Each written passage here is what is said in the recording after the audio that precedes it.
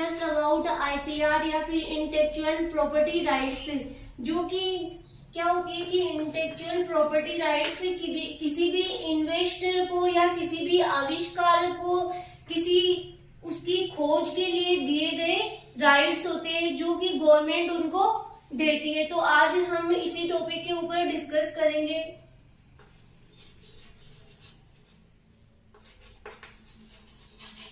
Intellectual property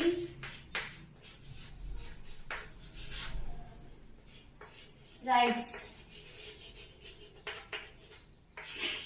या फिर IPR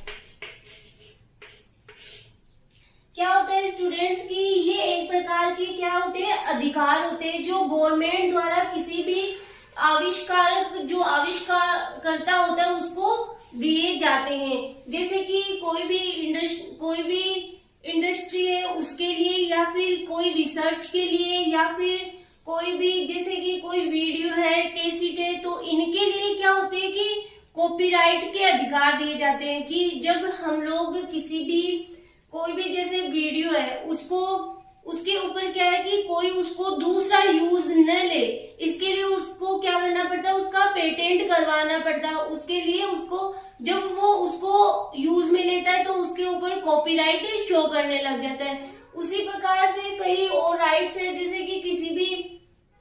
जैसे कि जो प्लांट ब्रीडर्स होते हैं उनको भी कुछ राइट गवर्नमेंट के द्वारा दिए जाते हैं। जैसे कि कोई सीड है, कोई किसान कोई भी वेराइटी को प्रोड्यूस कर रहा है या अपने खेत में उसको डेवलप कर रहा है, तो उसके पास अगर वो उसके पास ऐसे राइट होते हैं कि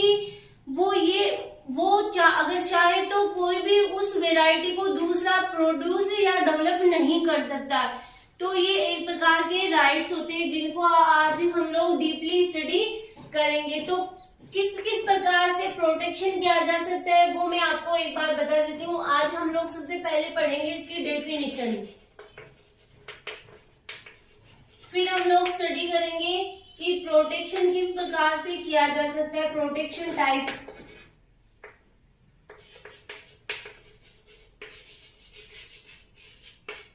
जिसमें कि 4 टाइप होते हैं।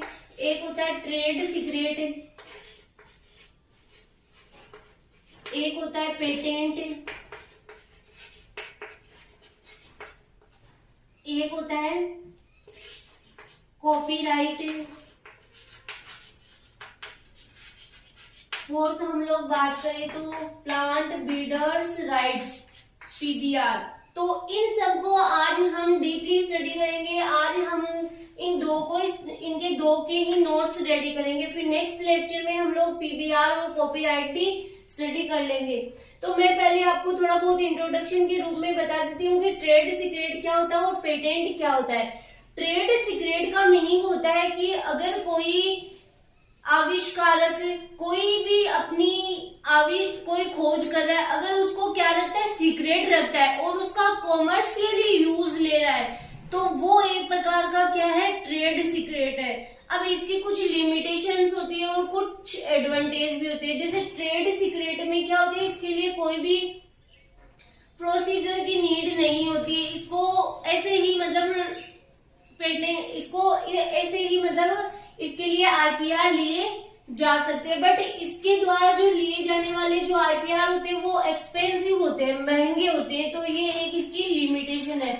फिर हम लोग एक और लिमिटेशन हम लोग देखें तो ये देख सकते हैं कि अगर कोई इसकी रीडिस्कवरी, कोई खोज है, अगर उसकी कोई रीडिस्कवरी करता है तो उसके लिए कोई भी पेटेंट, कोई भी आईपीआर, कोई भी राइट्स नहीं है कि वो डिस्कवरी करके उसको वापस से ट्रेड सीक्रेट के द्वारा उसको अपने राइट में ले सकता है। तो ये इसकी क्या है, लिमिटेशन है। फिर हम लोग पेटेंट की बात करें।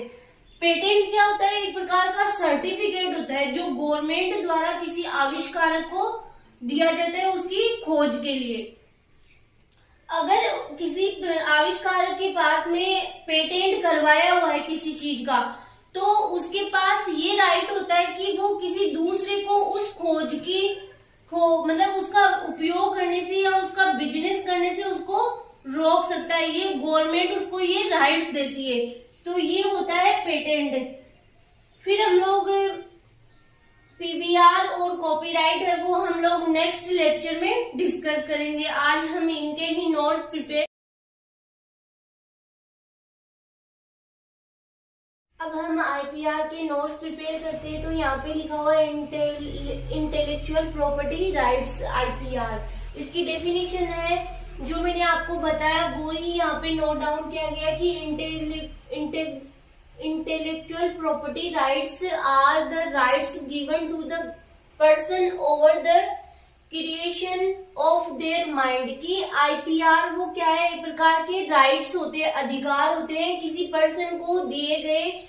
वो मतलब क्या होता है कि उनके माइंड की जो क्रिएशन होती है उसके ऊपर उनको दिए गए अधिकार होते हैं। जैसे कि इन्वेंशन है, कोई आविष्कार है, लिटरेरी मतलब कोई साहित्यिक चीज के लिए कोई नई खोज है, या सिंबल्स कोई प्रतीक है उसके लिए। The importance of IPR was first recognized in the Paris Convention for the Protection of Industrial Property। कि सबसे पहले जो आईपीआर की जो इम्पोर्टेंस थी वो कब पता चली, जब पेरिस कॉन्वेंशन में किसके लिए, इंडस्ट्रियल प्रॉपर्टी के लिए क्या किया गया, प्रोटेक्शन किया गया इंडस्ट्रियल प्रॉपर्टी का, किसमें, पेरिस के अंदर।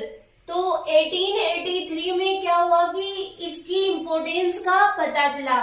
और सेकंड, जब the burn convention for the protection of literary and artistic works, कि किसका प्रोटेक्शन, कोई भी लिटरेरी और आर्टिस्टिक वर्क के प्रोटेक्शन के लिए किसका, आईपीआर का यूज किया गया। देन हम लोग पढ़ते हैं कि किस प्रकार से प्रोटेक्शन किया जा सकता है। तो इसके 4 मेथड जैसे मैंने आपको बताया वो ये ट्रेड सीक्रेट्स, पेटेंट करवाना किसी चीज को, पीबीआर प्लांट ब्रीडर्स राइट, फिर है copyright.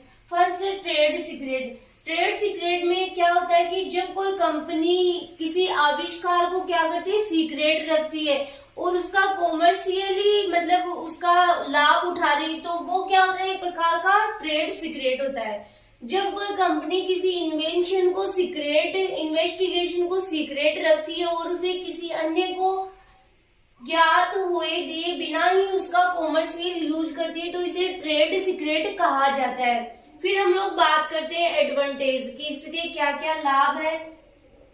It has no time limit, इसकी कोई टाइम लिमिट नहीं है, इसके बिना इसके लिए कोई लीगल रिक्वायरमेंट और प्रोसीजर की आवश्यकता नहीं होती है। इसके लिए प्रॉब्लम क्या क्या होती है, that protection is very expensive, की ये इस प्रकार के प्रोटेक्शन होते हैं वो बहुत एक्सपेंसिव होते हैं। किसी अनदर पर्सन और ऑर्गेनाइजेशन के द्वारा सीक्रेट रखे गए फॉर्मूला एटीसी की स्वतंत्र रूप से डिस्कवरी से कोई भी प्रोटेक्शन नहीं होता है। ये यहाँ पे क्या लिखा हुआ है कि अगर कोई इसका रीडिस्कवरी कर लेता है तो उसके लिए कोई प्रोटेक्शन नहीं है, क्योंकि किसी को पता ही नहीं होता है कि ट्रेड सीक्रेट में अगर किसी को आईपीआर के द्वारा प्रोटेक्शन किया गया है तो क्या होता है कि अगर कोई रीडिस्कवरी कर लेता है तो उसका मतलब कोई भी प्रोटेक्शन नहीं, उसकी कोई रीडिस्कवरी करके उसका लाभ उठा सकता है। नेक्स्ट है पेटेंट। पेटेंट एक सर्टिफिकेट के रूप में होता है जिसे कोई गवर्नमेंट किसी इन्वेस्टर को उसके द्वारा किए गए आविष्कार के लिए देती है। पेटेंट जैसे आपने पहले भी नाम सुना होगा कि किसी चीज को पेटेंट करना, जैसे कोई भी मतलब ये सर्टिफिकेट के रूप में होता है जो किसी आविष्कारक को किसी आविष्कार के लिए गवर्नमेंट द्वारा दिया जाता है। यह पेटेंट उस आविष्कारक को यह राइट देता है, यह अधिकार देता है कि वह अदर पर्सन को अपने आविष्कार की कॉपी करने या उसका प्रोडक्शन करने एंड उसका यूज या बिजनेस करने से रोक सकता है। पेटेंट ओनली उस आविष्कार के लिए ही मान्य होता है जिसके लिए वह जारी किया गया है। फिर यह लिमिट टाइम तक ही वैध होता है। फिर निम्नलिखित के लिए पेटेंट जारी किए जा सकते हैं। फर्स्ट है एन इन्वेंशन इंक्लूडिंग एक प्रोडक्ट, एक आविष्कार जिसमें कि एक प्रोडक्ट हो सकता है, एक इम्प्रूवमेंट हो सकता है, कोई भी किसी प्रकार का इम्प्रूवमेंट हो सकता है। ऑन एन अर्लियर इन्वेंशन, कोई मतलब पुरानी खोज, कोई पुरानी डिस्कवरी है तो उसमें कोई इम्प्रूवमेंट हो सकता है तो उसका भी पेटेंट किया जा सकता है। नेक्स्ट, एनी कॉन्सेप्ट, कोई भी कॉन्सेप्ट है उसका भी पेटेंट किया जा सकता है। फिर पेटेंट रिक्वायरमेंट्स क्या क्या होती है। नोवेलिटी मतलब नवीनता, पेटेंट प्राप्त करने के लिए रिलेटेड इन्वेंशन को क्या होना चाहिए, नया होना चाहिए। फिर इन्वेंटिवनेस मतलब कि होता है कि इसका मौलिकता या आविष्कारशीलता, कि इन्वेंशन ऐसा होना चाहिए जो कि उस कला में निपुण व्यक्ति को स्वतः स्पष्ट ना हो कि वो क्या होनी चाहिए, उसकी जो आविष्कार करे, उसकी जो आविष्कार किया है उसमें क्या होनी चाहिए, मौलिकता होनी चाहिए। फिर इंडस्ट्रियल एप्लीकेशन एंड यूजफुलनेस, कि इन्वेंशन का फ्यूचर में इंडस्ट्रियल यूज होना चाहिए जो कि नेशन के लिए क्या हो, यूजफुल हो या नेशन के हित में हो। फिर पेटेनेबिलिटी, इन्वेंशन को रिलेटेड कंट्री में पेटेंट एक्ट के अकॉर्डिंग पेटेनेबल होना चाहिए।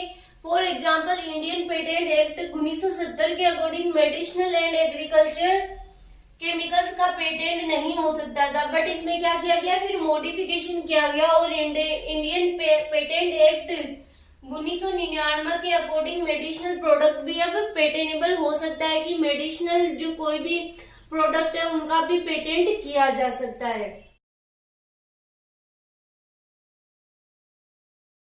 आगे डिस्क्लोजर, डिस्क्लोजर मतलब डिस्क्लोज करना, जैसे कि पेटेंट प्राप्त करने के लिए इन्वेस्टर को अपने इन्वेंशन का पर्याप्त डिस्क्रिप्शन देना पड़ता है, कि पर्याप्त उसका क्या देना पड़ता है, डिस्क्रिप्शन देना पड़ता है या उसको डिस्क्लोज करना पड़ता है। फिर limitation of time, all patent की इसकी क्या क्या लिमिटेशन है, कि limitation of time, all patents are valid for a specified period only. Indian patent act के अकॉर्डिंग यह पीरियड 7 से 14 इयर्स का होता है। नेक्स्ट है लिमिटेशन ऑफ टेरिटरी, कोई भी पेटेंट होता है वो ओनली उसी कंट्री के लिए वैध होता है जिस कंट्री ने उसे जारी किया गया है। तो नेक्स्ट टर्म्स कॉपीराइट है वो हम नेक्स्ट लेक्चर में स्टडी करेंगे।